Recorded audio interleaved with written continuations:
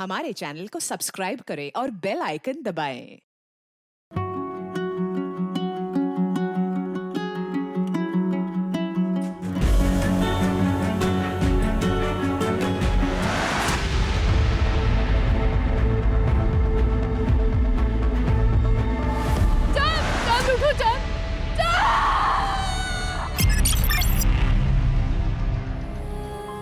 कभी कभी ये दिल किसी से भी लग जाता है। आखिर क्यों होता है ऐसा? शायद ये एक रूह का पाक रिश्ता होता है दूसरी रूह के साथ, जो ना समाज की बनी दीवारों से डरता है ना नियमों को। लेकिन समाज के बने नियम, पुरानी सोच ऐसी रूहानी रिश्तों को कलंकित कर देती है और आखिर में सब खत्म हो जाता है। वो साथ, वो एहसास, और बचता है तो सिर्फ मातम।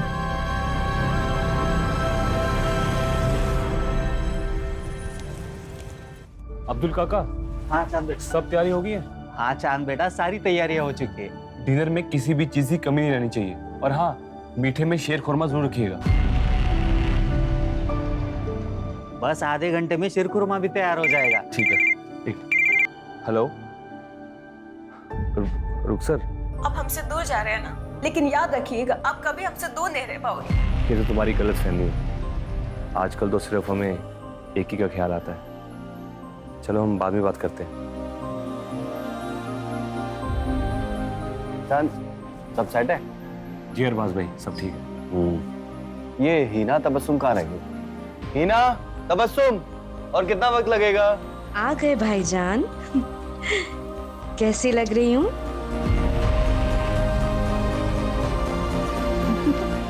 भाभी,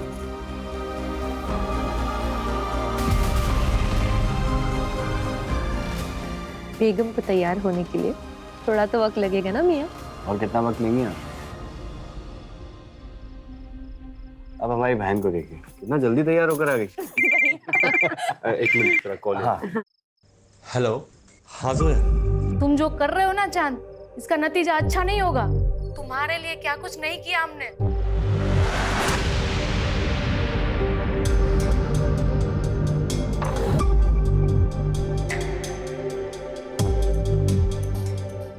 हेलो। हाँ जोया। अरे एक मिनट सांस तो ले लो। ऐसा कुछ नहीं जैसा तुम सोच रही हो। एक मिनट बाद में बात करते हैं। हेलो। हाँ डिम्पी। हम अपनी जान दे देंगे चांद, अब मुझसे बर्दाश्त नहीं होता। अरे प्लीज अब नहीं यार, फंक्शन होने में कुछ ही देर बाकी है। तुम पर भरोसा करके मैंने बहुत बड़ी गलती कर दी। अब रुको, हम बाद में बात करते हैं।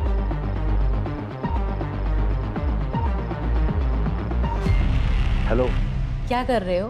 तैयार तो होगी तो एक फोटो ही भेज दो। अगर हमारे होने वाले शौहर को पता चला तो? प्लीज प्लीज प्लीज जान, एक फोटो। आपको ना थोड़ा इंतजार करना पड़ेगा।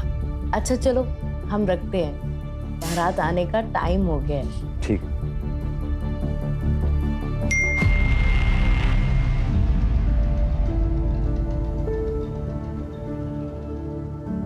ये हो गए तैयार हमारे दूल्हे राजा। हमारी दुल्हन तैयार हो गई? हाँ हो गई, चलिए अंदर।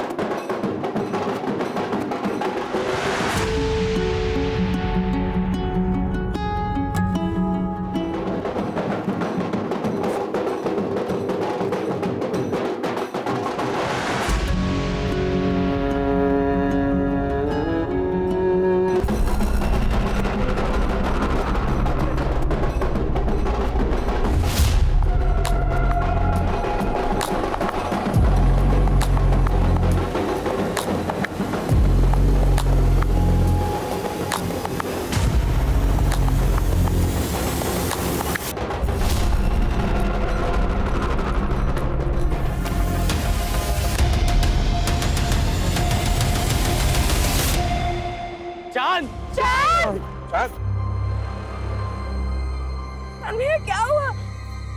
क्या हुआ?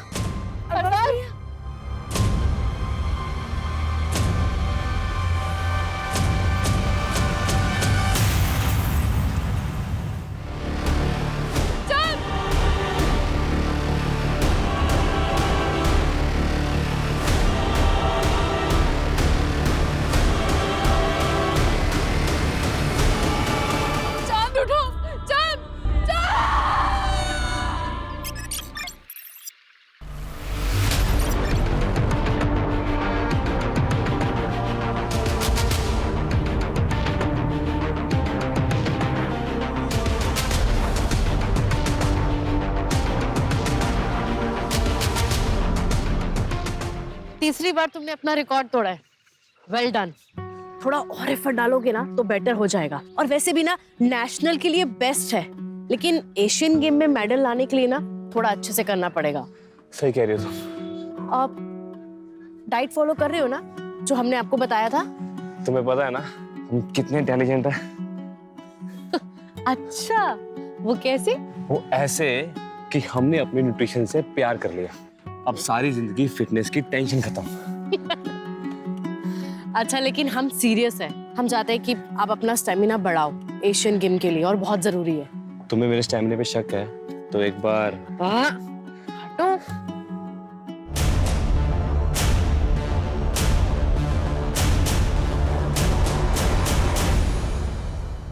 सर वो ईद की छुट्टी ली थी इसलिए हम। अच्छा, छुट्टी ली थी तो ये क्या है?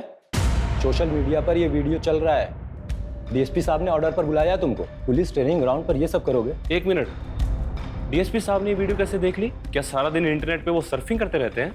क्या कहना चाह रहे हैं? देखिए सर, हम सब अच्छे से जानते हैं, अगर आपकी कोई हमारे से प्रॉब्लम है तो खुल के बताइए। ऐसे खेल मत खेलिए। दोस्ती और दुश्मनी सब खुल के करते हैं हम। और ये मत भूलो कि हम तुम्हारे सीनियर हैं। बस इतना कह रहे हैं कि दोबारा ऐसा नहीं होना चाहिए, समझे? जा सकते हो। जी, लेकिन एक बात याद रखिएगा, आप हमें चाहे कितने भी नापसंद करते हो, ऐसे छोटे मोटे बहाने करके आप हमें सस्पेंड नहीं करा पाएंगे। कुछ बड़ा ढूंढ के आइएगा।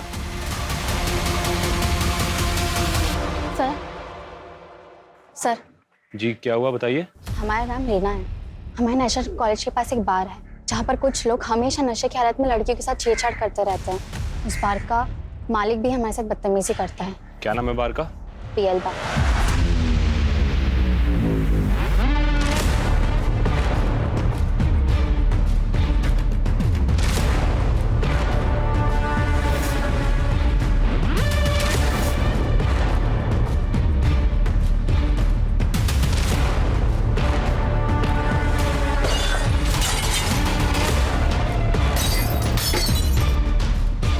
ये दिमाग खराब है क्या तेरा?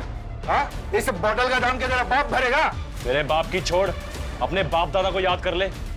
वर्दी की अक्कड़ दिखा रहा है। तू जानता नहीं है हमको। कुछ दिन अंदर रहेगा ना तो अच्छे से जान पहचान हो जाएगी। यहाँ बार खोलकर गुंडागर्दी करता है, लड़कियां छेड़ता है। चल बाहर।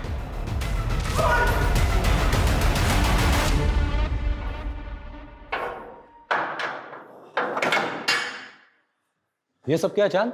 कुछ नहीं सर, अपनी ड्यूटी कर रहे हैं। ये आदमी ना कहानी मत सुनाओ मुझे। और ये मत भूलो कि ये जो वर्दी मिली है ना, स्पोर्ट्स कोटा में मिली है तुम्हें। ना तुम्हारे बस की बात नहीं है सब इंस्पेक्टर बनना। जिस आदमी को अंदर डाला है ना, तुरंत रिलीज करो। सर इसके खिलाफ कंप्लेंट मिली है हमें। कंप्लेन मिली है? मतलब कोई भी लड़की आकर कुछ भी कहेगी, बिना इंक्वायरी किए मान लोगे? हाँ मिश्रा जी? Yes sir. ये सज्जन आदमी को तुरंत रिलीज करिए। यस।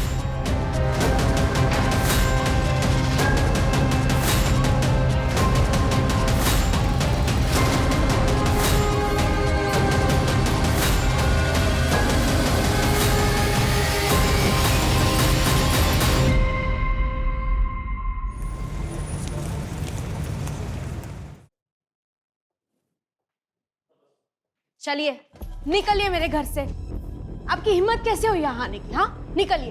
तबस्सुम, मैंने आपसे कितनी दफा कहा है मुझे नहीं आना है आपके साथ घर वापस। मानते हैं हमसे गलती हुई, लेकिन नाराजगी छोड़ो और हमारे साथ चलो। कब तक ये मायके में पड़ी रहोगी? मतलब वो यहाँ पड़ी नहीं है।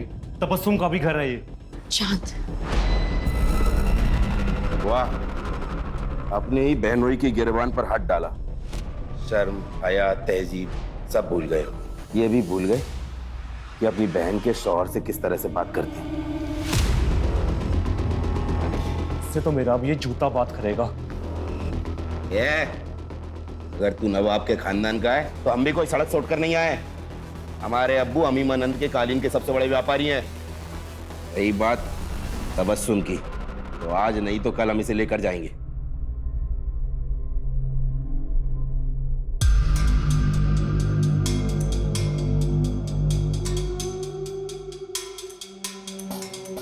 क्या है ये सब? तुम्हें इस बात का अंदाजा भी है कि हम नवाबों के खानदान से हैं? हमने ख्वाब में भी नहीं सोचा था कि हमें इस तरह की बेहूदगी देखने को मिलेगी कभी। वो लड़की न तो हमारी कौम की है और ना ही हमारी बराबरी की है। ये रिश्ता तो हरगिज नहीं हो सकता। निकाह तो हम नैना से ही करेंगे। फिर तो हमारी लाश पर से गुजर कर करना होगा तुम्हें ये निकाह। अब्बा, बुरा ना मानिएगा, पर आज दुनिया बहुत आगे बढ़ चुकी है और हमें चांद को अपने फैसले लेने का हक देना चाहिए।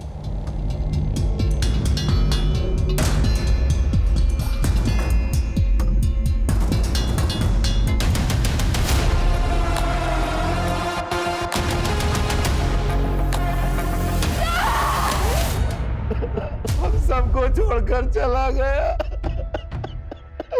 जब तक पोस्टमार्टम नहीं हो जाता हम हमारे भाई को नहीं दफनाएंगे। चांद जवान था, सेहतमंद था, स्पोर्ट्समैन था। उसको कैसे हार्ट अटैक हो सकता है? मुझे यकीन नहीं हो रहा। क्या चाहते हो तुम? अपने बेटे को दफनाने से पहले हम उसके जिस्म के टुकड़े टुकड़े कर दें। डॉक्टर ने डेथ सर्टिफिकेट दे दिया है, अब किसी पोस्टमार्टम की कोई जरूरत नहीं। चलो जनाजे की तैयारी शुरू करो।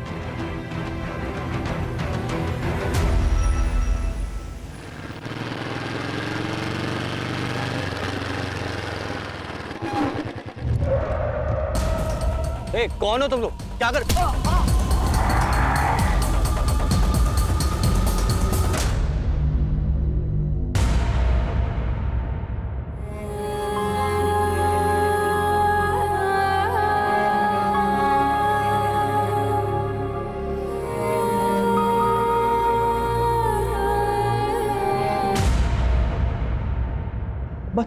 चांद को ऐसे कैसे हार्ट अटैक आ सकता है? चांद जवान था, सेहतमंद था, स्पोर्ट्समैन था। चांद को हार्ट अटैक हो ही नहीं सकता।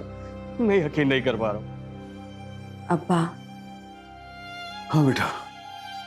अब्बा, आप दिल के मरीज हैं। भाई के जाने का गम सबको है, मगर आप यूं ही ये सब सोचते रहोगे तो आप ही की तबीयत बिगड़ेगी ना। अब ये सब सोचना बंद कीजिए और ये लीजिए दवाई।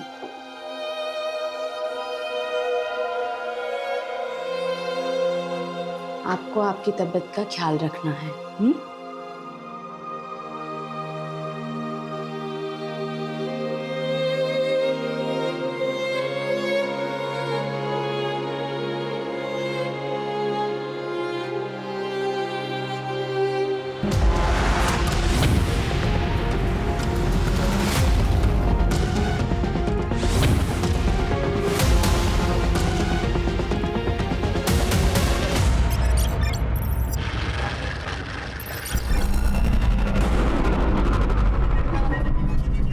जी कहिए। मेरा आज इंटरव्यू है, मुझे देर हो रही है। मुझे अगले आईटी चौराहे तक उतार देंगे? आइए बैठिए।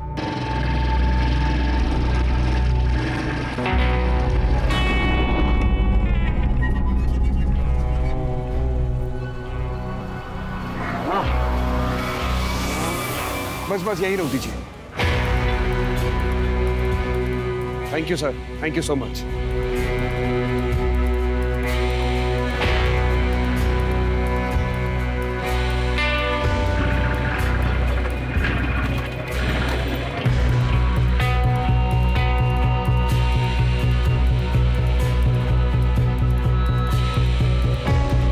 भाई साहब, क्या हुआ आपको? उस आदमी ने कुछ चुपाया।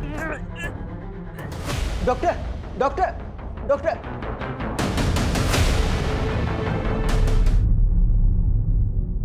आई एम सॉरी, पर ये नहीं रहे।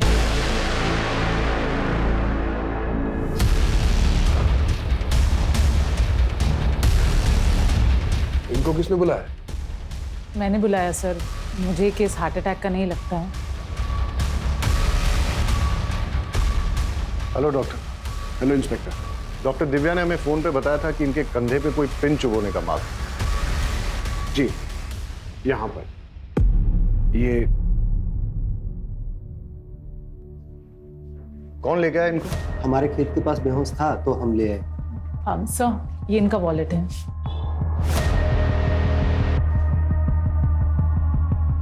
नवाब अरबाज कुरैशी, उन्नाव। फैमिली को इन्फॉर्म करो और बॉडी को पोस्टमार्टम के लिए भेज दो। Right sir.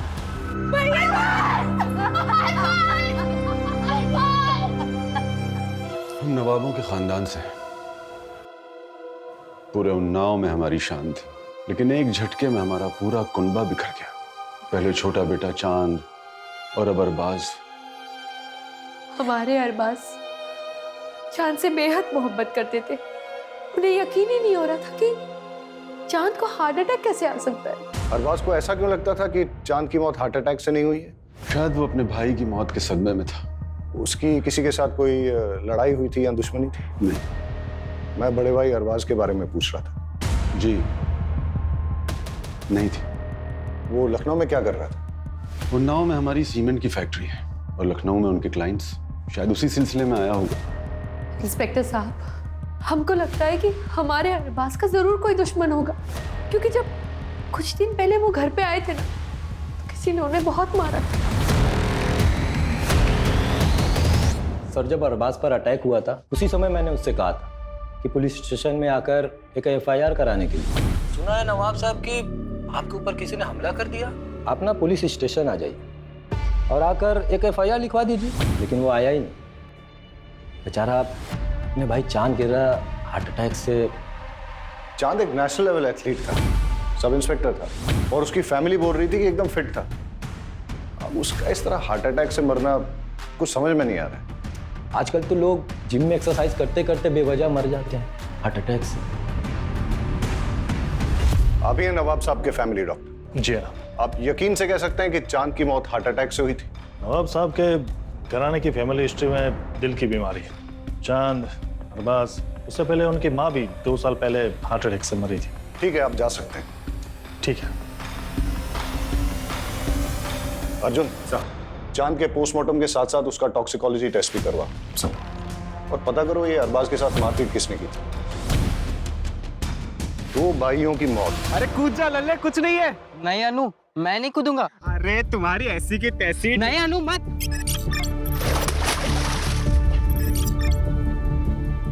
अरे नौटंकी बाज।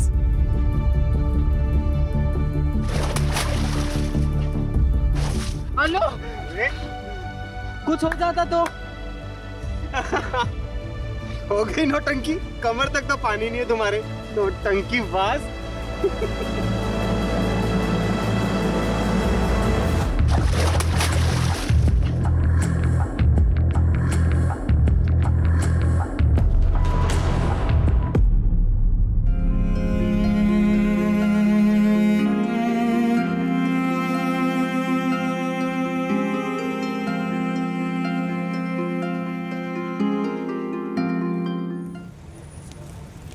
बहुत प्यार करते थे वो हमसे, लेकिन गुस्से वाले भी थे। हम उन्नाव पुलिस वालों को कह कह के थक गए थे कि चांद को हार्ट अटैक नहीं आ सकता है। हम खुद पेशे से न्यूट्रिशनिस्ट हैं। उनके खाने पीने में कड़ी निगरानी रखते थे हम। अभी अभी आपने बताया कि वो व्यवहार से थोड़े गुस्सैल थे, तो उनकी किसी के साथ कोई अनबन जिसके बारे में आप जानती हैं? शायद हमारी शादी, हम दोनों अलग अलग धर्म के थे और इस शादी के खिलाफ बहुत से लोग थे। मेरे कुछ घर वाले और चांद के कुछ जानने वाले लोग। ऑनलाइन तो हमारे रिश्ते का मजाक भी बना था। ये देखिए।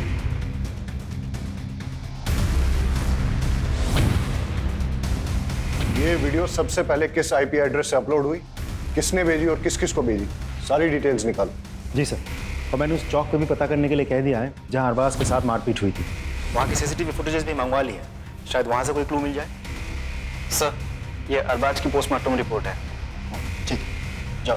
ओके सर, पोस्टमार्टम रिपोर्ट के हिसाब से अरबाज की मौत हेवी पॉइजनिंग की वजह से हुई। ये भी लिखा है कि अगर ज़्यादा मात्रा में लिया गया हो तो महज कुछ ही मिनटों में उस इंसान की मौत हो सकती है। पता करो ये जहर कहाँ से प्रोक्योर किया जा सकता है। और हाँ, अगर अरबाज की मौत जहर देने से हुई है तो हो सकता है कि चांद को भी ऐसे ही मारा गया। अर्जुन, चांद हमारे डिपार्टमेंट का ऑफिसर था, उसके कातिलों को छोड़ेंगे नहीं। लेकिन सर हम पता कैसे करेंगे? चांद का पोस्टमार्टम नहीं हुआ था, उसकी बॉडी को दफना दिया गया था। कोर्ट से उसकी बॉडी को निकालने का परमिशन लेते हैं, उसे इंसाफ दिलाने का यही एक तरीका है। चल। लल्ले, लल्ले, पागल पागल है क्या? क्या कर रहा है तू ये? अनु मुझे माफ कर दे अनु। माफ कर दे? क्या है तूने? मेरी एक गलती की वजह से हमारी दोस्ती टूट गई। वो इतनी छोटी सी बात के लिए लल्ले तू हमारे बचपन का प्यार, बचपन की दोस्ती सब भूल जाएगा? बेवकूफ इंसान, इधर आ।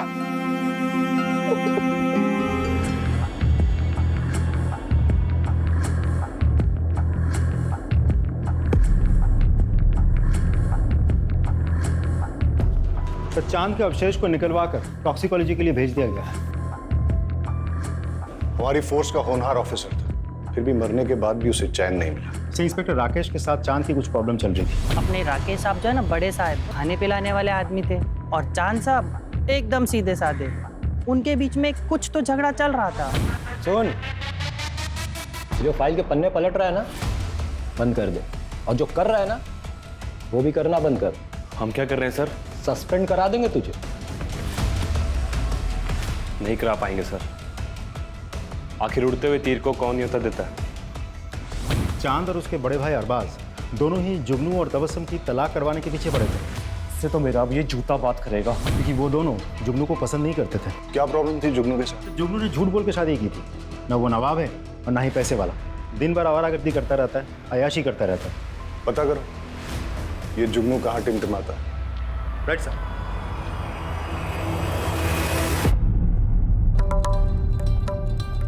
निम्मो भाई, आज ऐसा मुजरा करना कि घर जाने के बाद भी तुम्हारा खुमार ना उतरे। यहाँ तो ताला लगा हुआ है। नजाकत ने लूटा शराफत। पुलिस हमारे घर? चल अंदर बैठ। अरे ये क्या बदतमीजी है? चल।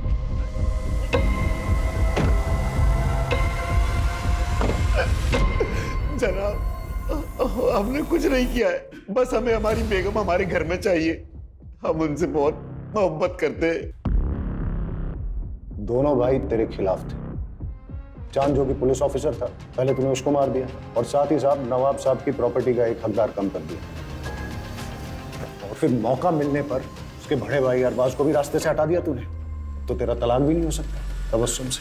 अब तू जिंदगी भर नवाब की हवेली में थोड़ी शराब, थोड़ी कबाब, थोड़ी उर्दू, थोड़ी नमाज़त नहीं करता रहेगा। लाहौर में लकूवत, हम उनका खून कैसे कर सकते हैं साहब? तो चांद की पोस्टमार्टम रिपोर्ट आ गई है, उसे भी वही जहर दिया गया है जो अरबाज को दिया गया था। मतलब दोनों भाइयों की मौत एक ही तरह से हुई है, यानी कि कातिल एक ही है और उसका मोटिव भी एक ही है। दोनों भाइयों की मौत से सबसे ज्यादा फायदा किसको हो सकता है? सर मुझे तो लगता है हमें जुगनू पर नजर रखनी चाहिए। तो रखो। और कुछ पता चला? सर हम अरबाज के कॉल रिकॉर्ड चेक कर रहे थे, पता चला कि वो एक सीबीआई ऑफिसर के साथ टच में था। नाम है सदानंद भोसले। अच्छा, भोसले साहब से अपॉइंटमेंट लो, मिलते हैं। चल। तुम्हारे सोशल मीडिया का पेज नैना और चांद के खिलाफ हेट स्पीच से भरा है। क्यों भाई, क्यों किया ऐसा? सर मैंने लिखा और वो वीडियो भी वायरल की। इसमें क्या गलत किया सर? नैना मेरी कजन है। अगर मैं अपने घर की इज्जत नहीं बचा सकता तो किस काम का हूं मैं सर? ये लोग हमारी बहन बेटियों को भड़का रहे हैं सर। इसलिए चांद को रास्ते से हटा दिया, मार दिया उसको तुमने? गुस्सा तो बहुत आता था उस पे, ऐसे देख के खून खौलता था, लेकिन मैंने उसे नहीं मारा सर। हमारे पास आई विटनेस है जिसने तुमको चांद के साथ लड़ते हुए देखा है। अबे हीरो, चल निकल यहाँ से, वरना तेरी सारी रंगबाजी यहीं निकाल दूंगा।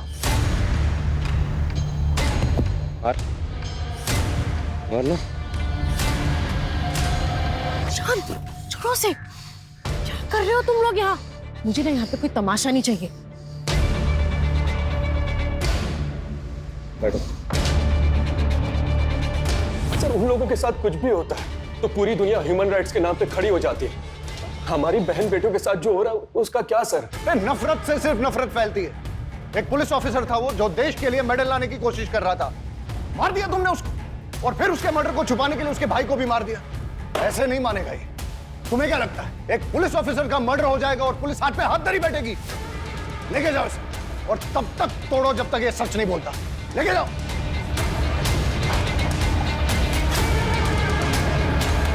सर, खबरों से पता चला है कि अरबाज के मौत से पहले उसके साथ जो मारपीट हुई थी वो बबलू के आदमियों ने की थी। उठा के लाओ बबलू को। साहब हमने यार बस आपको मारा था साहब, लेकिन उसने हमें पैसे दिए थे साहब मारने के। उसने किसने? जुगनू मियां ने साहब। साहब मैं बहुत गुस्से में था साहब। जब मैं चांद के जनाजे में गया तो अरबाज ने मेरे साथ बदतमीजी की। या अल्लाह, हमारे भाई की जान के बदले हमें उठा लिया होता। बस कर ये नाटक। हमारे भाई के जनाजे पे बैठ के ये घड़ियाली आंसू मत बहा। यहाँ पे निकल जाए, यहाँ से निकल, उठ और चला जाए यहाँ से। मुझे धक्के मारकर हवेली के बाहर निकाल दिया। बस इसी बात पे गुस्सा था, लेकिन इसका मतलब ये तो नहीं कि मैंने किसी को मारा है। एक पुलिस ऑफिसर का मर्डर हुआ है, इसे डंडे मार के तब तक मुजरा करवाओ जब तक ये सच नहीं बोलता। लेके जाओ। साहब साहब साहब। Sir, CBI officer Sadanand Bhosle के साथ मीटिंग फिक्स हो गई है।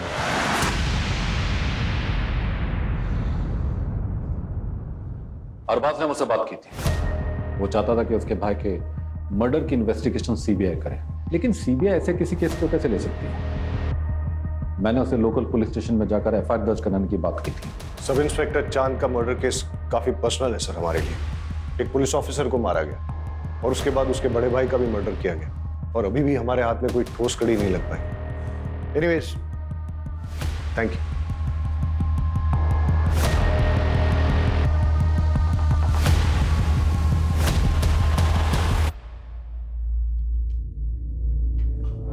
अवस्थी साहब, थोड़ा ध्यान रखिएगा। उस मर्डर केस की पुलिस जोर शोर से जांच कर रही है, कहीं बुझती हुई चिंगारी सुलगती हुई आग ना बन जाए। केस के लिए जरूरी है इसलिए तुमसे पूछ रहा हूं, क्या तुम्हारे और चांद के बीच में फिजिकल रिलेशंस थे? नहीं सर, हमने डिसाइड किया था कि जो करेंगे शादी के बाद करेंगे। लेकिन आप ये सवाल क्यों पूछ रहे हो? इससे उसकी मौत का क्या वास्ता है? जांच में हमें यह पता चला है कि चांद उन्नाव के बाहर एक केमिस्ट से रेगुलर तौर पे सेक्सुअल परफॉर्मेंस की दवाइयां खरीदता था।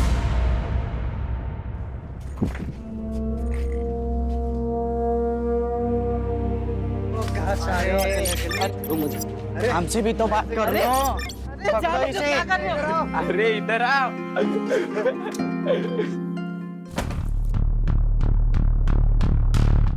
इंस्पेक्टर साहब, आप लोग यहाँ? आपकी हवेली की तलाशी लेनी। सर्च वारंट है हमारे पास। अर्जुन सर, सर्च करो।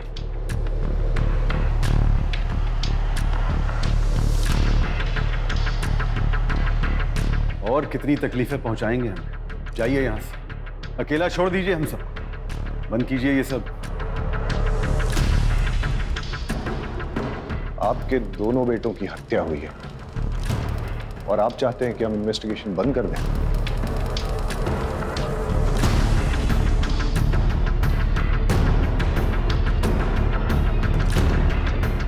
सर, चांद के कमरे से ये मोबाइल और ये फाइल मिली।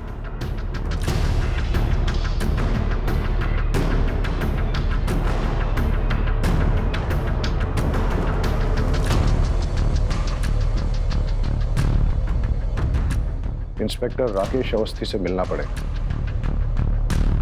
आपका चांद के साथ कोई प्रॉब्लम चल रहा था तो आपने उसे मरवा दिया, और फिर इस मर्डर को छुपाने के लिए चांद के बड़े भाई अरबाज को भी मरवा दिया। ये सब बकवास और बेकार की बातें हैं।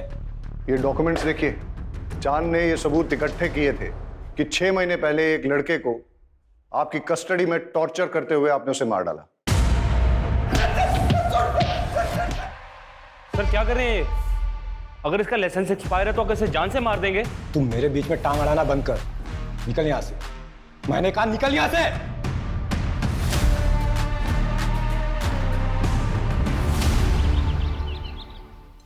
वहीं रुक जाओ, वहीं रुक जाओ। अगर हमारा बेटा तुम्हारे प्यार में नहीं पड़ा होता ना, तो आज वो जिंदा होता।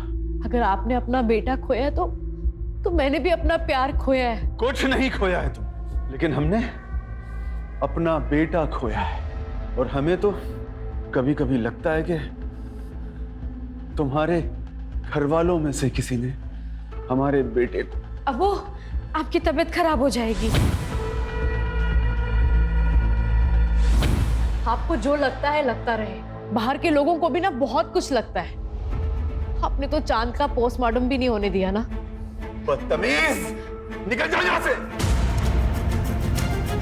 अबू संभालो, अबू संभालो अपने आप को। आज के बाद कभी भी मेरी बेटी के आसपास भी दिखाई दिया ना तो जान से मरवा दूंगा। रिद्धि से प्यार करते हैं हम, आपको जो करना है वो करिए। ये ऑडियो फाइल अमर की iCloud स्टोरेज से मिला है, और साथ ही उसकी और आपकी बेटी रिद्धि की बहुत सारी फोटोज भी मिली। और क्या मिला? और एक वीडियो भी मिला है जिसमें अमर ने डर जताया कि आप उसका खून करवा सकते हैं। सब बकवास है, झूठ है। ये रही उसकी असली पोस्टमार्टम रिपोर्ट जो आप लोगों ने बदल दी थी। इस रिपोर्ट में ये साफ साफ लिखा है कि उसकी मौत 11 हड्डियां टूटने और इंटरनल ब्लीडिंग से हुई है। और जब ये सबूत चांद ने इकट्ठे किए तो आप लोगों ने उसको मरवा डाला। और जब अरबाज चांद के मर्डर की सीबीआई इंक्वायरी चाहता था तो उसको भी खत्म करवा दिया आपने। फिलहाल इतने सबूत काफी हैं आप लोगों को अंदर करने के लिए, और बाकी आपका जुर्म तो हम कोर्ट में साबित करेंगे। चांद और अरबाज का खून हमने नहीं किया है। आपको यकीन नहीं है तो आप उनके वालिद नवाब साहब से पूछिए कि उन्होंने चांद का पोस्टमार्टम क्यों नहीं होने दिया।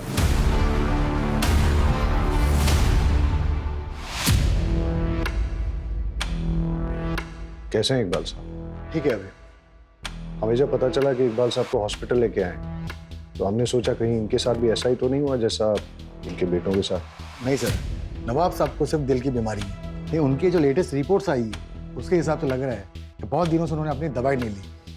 मगर अब्बा तो उनकी दवाई हमेशा वक्त पर लेते थे और हम हमेशा उनकी दवाई अपने साथ ही कैरी करते थे। वक्त पे वक्त अगर जरूरत पड़ गई तो आप हमें 2 मिनट दीजिए, हम लेकर आते हैं।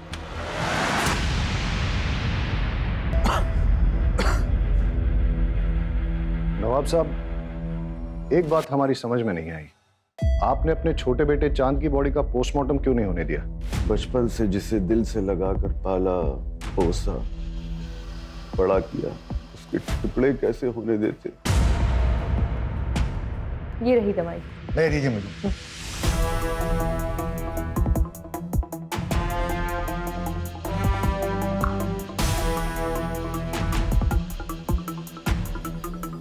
सर ये तो शुगर है, चीनी है ये।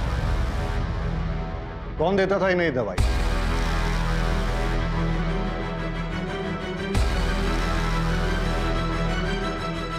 तुमने अपने अब्बा को मारने की कोशिश की, क्यों किया तुमने ऐसा? प्यार करते थे हम किसी और से, मगर हमारे अब्बू ने हमारा निकाह उस जुगनू से करवा दिया। नवाबी चोला ओढ़ एक जालिम और जिद्दी इंसान है मेरे अब्बू। और तुम्हारे भाई? उन्होंने भी नहीं रोका इंस्पेक्टर साहब मेरे अब्बू को। चांद भैया ने खुद के निकाह के वक्त तो किसी की भी नहीं सुनी, मगर मेरे निकाह के वक्त उनके मुंह में दही जम गया था। नफरत हो गई थी हमें उन सब से। अच्छा हुआ दोनों मर गए, काश मेरे अब्बू भी मर जाते। मर गए या तुमने मरवा दिया? नहीं इंस्पेक्टर साहब, चाहने में और करने में फर्क होता है। हमें नफरत जरूर थी मगर हमने नहीं मारा उन्हें, सच्ची।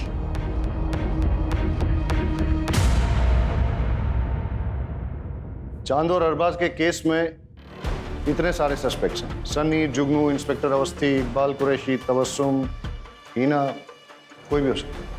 लेकिन सर अभी भी समझ में नहीं आ रहा है कि चांद और उसके बड़े भाई अरबाज को मार कौन सकता है?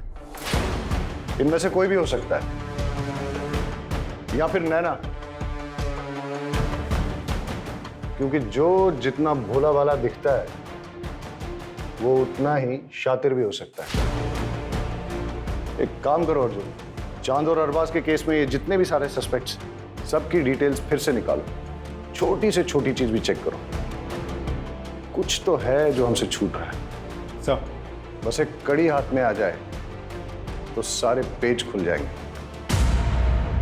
सर बाकी सब तो क्लीन है, लेकिन एक इंटरेस्टिंग बात सामने आई है। पिछले 2 साल में हीना ने अपने बैंक अकाउंट से कोई ट्रांजैक्शन नहीं किया था, लेकिन अरबाज के मौत से 2 दिन पहले हीना के पिता ने उसके अकाउंट में 10 लाख रुपए ट्रांसफर किए थे। और अरबाज के मौत के 10 दिन बाद हिना ने वही 10 लाख रुपए कैश में विड्रॉ किए थे। जी, हमने डाले थे पैसे। हिना को पैसों की जरूरत थी। अरबाज के बिजनेस में काफी नुकसान हो गया है, इसीलिए कुछ पैसे की जरूरत थी। कितने पैसे बेटा? करीबन 50 लाख के आसपास। आपने वो 50 लाख रुपए शौहर को बचाने के लिए इस्तेमाल किए या शौहर को प्रॉब्लम में डालने के लिए? मतलब अरबाज के मरने के 10 दिन के बाद आपने वो सारे पैसे निकाल लिए कैश में, क्यों और किस लिए? घर में जरूरत थी इसलिए। हमने नवाब साहब से भी बात की और तबस्सुम से भी। आपने घर पे न तो वो पैसे किसी को दिए हैं और ना ही घर के खर्च के लिए इस्तेमाल किए हैं। कहाँ इस्तेमाल किए वो 50 लाख? सुना है आपने अपने पर्सनल क्लिनिक के लिए नए इक्विपमेंट खरीदे। हाँ तो सर, इसमें क्या क्राइम हो गया? ये क्राइम तो नहीं है, लेकिन ये 50 लाख रुपए आपके पास आए कहाँ से? मेरे पैसे हैं, मैंने जमा किए थे। चलिए वो छोड़िए, ये बताइए, आप तो लखनऊ में प्रैक्टिस करते हैं, तो फिर आप जिस दिन चांद की मौत हुई उस दिन उन्नाव में क्या कर रहे थे? जिस ऑटो में आप बैठ के गए थे और आपने जो उसको ऑनलाइन पैसे ट्रांसफर किए थे भाड़े के तौर पे, उसका रिकॉर्ड भी है हमारे पास। और उस ऑटो वाले ने हमें ये बताया कि आप ऑटो में वेट कर रहे थे, जब चांद की बारात आई तभी आपने उसे छोड़ा। हम उस जहर तक भी पहुंच गए जो आपने लैब टेक्नीशियन संतोष सिंह से खरीदा और जिस जहर को आपने चांद और अरबाज में इंजेक्ट किया। डॉक्टर साहब, अब तो सच बोल दो। मैंने दोनों का फोन किया।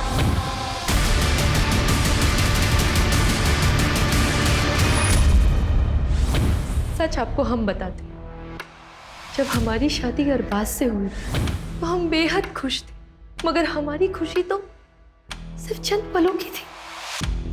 शादी के बाद हमको एहसास हुआ कि अरबाज हमसे प्यार नहीं करते। हमारी शादी को 2 साल हो गया था, मगर उन्होंने कभी हमें हाथ तक नहीं लगाया।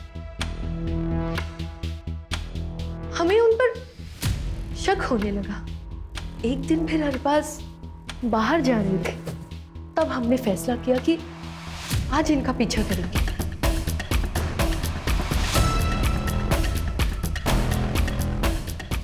अरे लल्ले, आज तुम हमसे मिलने आए हो? हमने देखा कि पागल है क्या तू? मरना है तुमको? आई लव यू टू लल्ले। जब तुमने मुझे एकदम से किस कर लिया था तो मैं घबरा गया था। मैं अपने आप को एक्सेप्ट नहीं कर पा रहा था पर सच बात तो यह है कि आई लव यू टू। लेकिन अनु, दुनिया हमें समझ नहीं पाएगी। हमें कुछ करना पड़ेगा। अगर मैं दुनिया के सामने मर जाऊं तो? पागल है क्या तू? नहीं, मैं लखनऊ जाके रहूंगा। तुम आते रहना मुझे मिलने के लिए, किसी को कुछ नहीं पता चलेगा। जब हमने अरबाज से कन्फ्रंट किया तो उन्होंने हमें थप्पड़ मारा। हम पूरी तरह से टूट गए थे।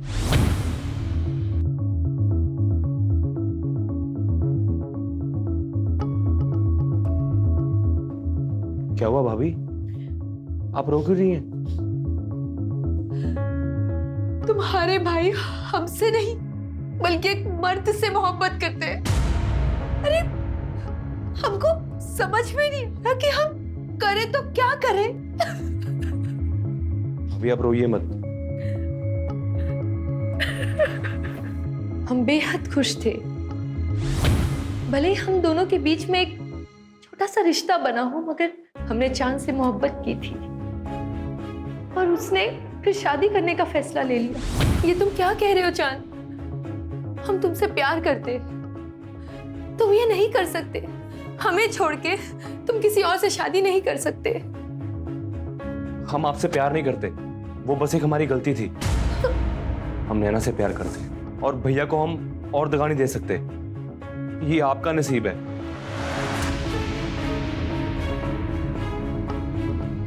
एक भाई ने हमें तन्हा कर दिया और दूसरे ने हमारा प्यार किसी और को उठाकर दे दिया। ये देखकर हमारी तो इतनी ठेस पहुंची कि हमारा दिल पत्थर का बन गया साहब। जब एक इंसान का दिल पत्थर का बन जाता है ना, तो इससे कोई फर्क नहीं पड़ता। हमें रत्ती भर भी अफसोस नहीं हुआ ये फैसला लेते हुए कि अब हम इन दोनों को मार देंगे। ऊपर वाला आपको दोनों जहां की खुशियां अता फरमाए।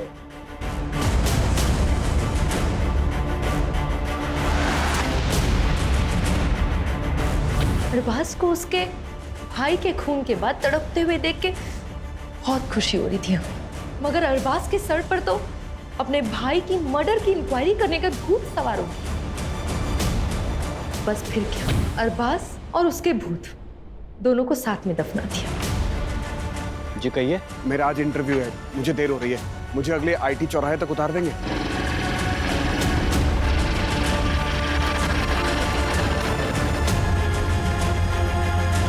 हाँ,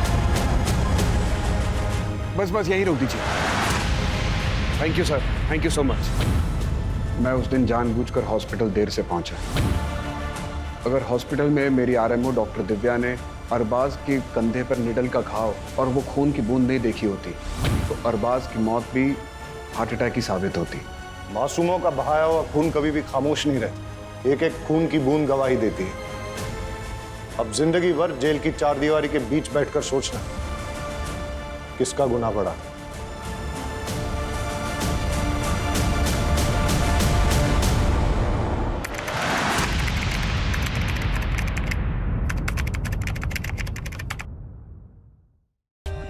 For more updates, subscribe to our channel, click the show links and enjoy watching the videos.